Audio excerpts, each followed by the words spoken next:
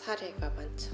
왜냐하면 2018년, 2019년도부터 제가 거의 업무적으로 갈등조정 대화 모임 현장에 가서 기록을 하거나 아니면은 협력 진행자로 가거나 아니면 올해 같은 경우는 주 진행자로 지금 그 갈등조정 대화 모임을 하고 있는데 제일 기억에 남는 거는 한 아이가 아무 잘못도 없이 다른 아이로부터 이 코뼈를 그 상해를 입게 된 그런 사건이 있었어요. 학교폭력 사건인데 상대 아이들은 뭐 옆에서 부추긴 아이들도 있고 거짓말을 한 아이들도 있고 뭐 직접 이 무릎 니킥으로 코뼈를 상해를 입힌 아이도 있고 뭐 이렇게 했었는데 일일이 사전 모임을 다 하고 그 다음에 본 모임을 하고 이 과정을 통해서 그 다친 아이가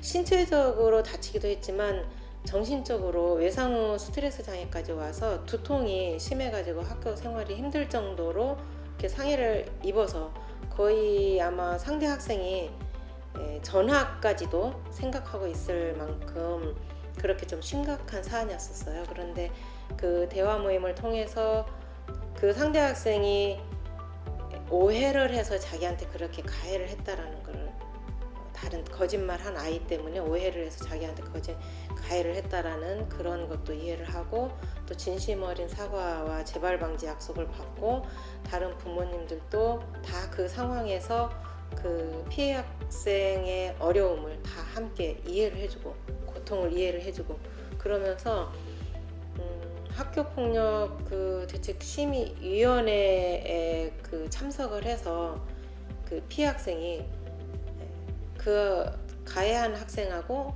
같이 같은 반에서 수업을 할 수 있겠느냐 라고 물었을 때 할 수 있겠다. 그래서 그 일로 어떻게 보면 가해 학생이 다른 지역으로 전학을 갔었을 수도 있었겠지만 그리고 또 이 아이는 그 외상후 스트레스 장애에서 벗어나기 힘들었을 수도 있었겠지만 그 대화 모임을 통해서 아이가 치유되기 시작하고 회복되기 시작하고 또 그 상대 나한테 위해를 가했던 아이를 수용하고 같은 공간에서 생활을 할 수 있겠다라는 마음으로 바뀐 거는 갈등 조정 대화 모임 때문에 그걸 통해서 그렇게 된 것이라고 생각해가지고 저는 잊을 수가 없어요. 맞아요. 제가 그 교육청에서 근무를 하면서 한 가지 아쉬움이 있었다면 학부모 연수. 왜냐하면 학교에서 지금 갈등조정 대화 모임을 신청할 때 학부모들한테 이런 대화 모임이 있으니 한번 해보세요 라고 권유했을 때 학부모들이 오해를 해요. 대화 모임을 하고 용서해 주라고? 이런 식으로 해서 피해 쪽에서 동의를 해주지 않는다든지 또 가해 쪽에서는 어차피 심의 가서 조치 받으면 끝나는데 굳이 대화 모임에 내가 왜? 이렇게 해서 이 대화 모임의 필요성을 학부모들이 알아야 돼요.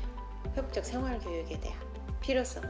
왜냐하면 이 대화 모임은 피해 학생한테도 필요하지만 가해 학생한테도 필요해요.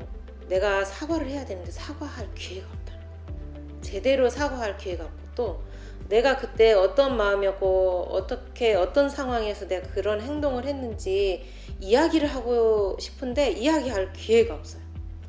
그래서 어떤 그 일이 일어나면 피해 학생은 피해를 받아서 힘들고 고통스럽고 가해 학생은 자기가 가해한 행동 때문에 고통스러운 그런 상황이거든요. 그게 대화 모임을 통해서 다 그게 좀 해소되는 계기가 되는데 그거를 학부모들이 다 좀 많이 이해를 하고 알게 되면 학교에서 이걸 권유하기 이전에 학부모들이 먼저 우리 대화 모임 해주세요 라고 하면 아이들을 위해서 얼마나 이게 좋은 일인지 또 바람직한 일인지 필요한 일인지 그걸 깨달을 수가 있거든요. 그래서 저는 학부모 연수에 좀 아쉬움이 컸고 저희 업무에서는 학교폭력하고 갈등조정만 다루기 때문에 학부모 연수는 저희가 할 수가 없어서 제가 만약에 좀 기여를 하고 싶다 이러면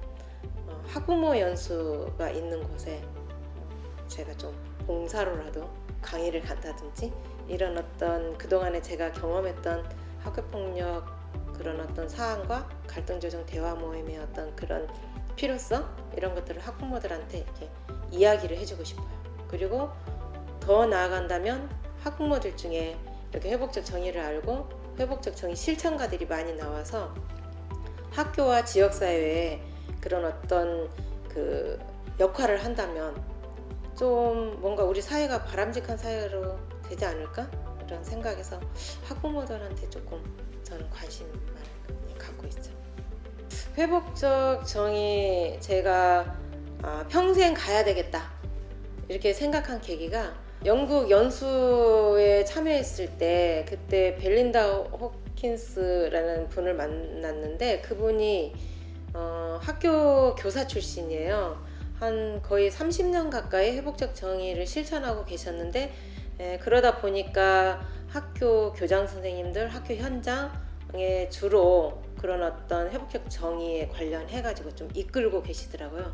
그분이 1시간에서 1시간 반 정도 워크숍을 진행했는데 그때 제가 배운 게 존엄이었어요. 존엄을 존중하는 거. 대화 모임에서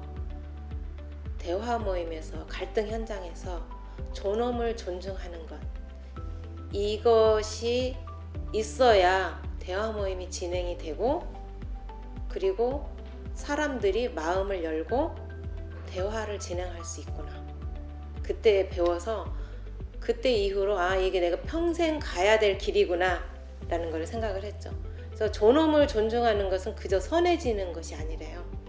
생존 문제마저 초월해가지고 우리가 서로의 그 삶에 있어서 신체적, 심리적, 영적 행복을 증진시키고 인간성을 확장시키는 방식으로 삶을 살아가는 것 그것을 의미한다는 거예요. 존엄을 존중한다는 거. 실제로 갈등조정 대화 모임에서 제가 아까 이 목걸이를 차고 있는 것도 여기 뒤에 신념을 제가 생각하고자 이 목걸이를 차고 있다고 했었잖아요.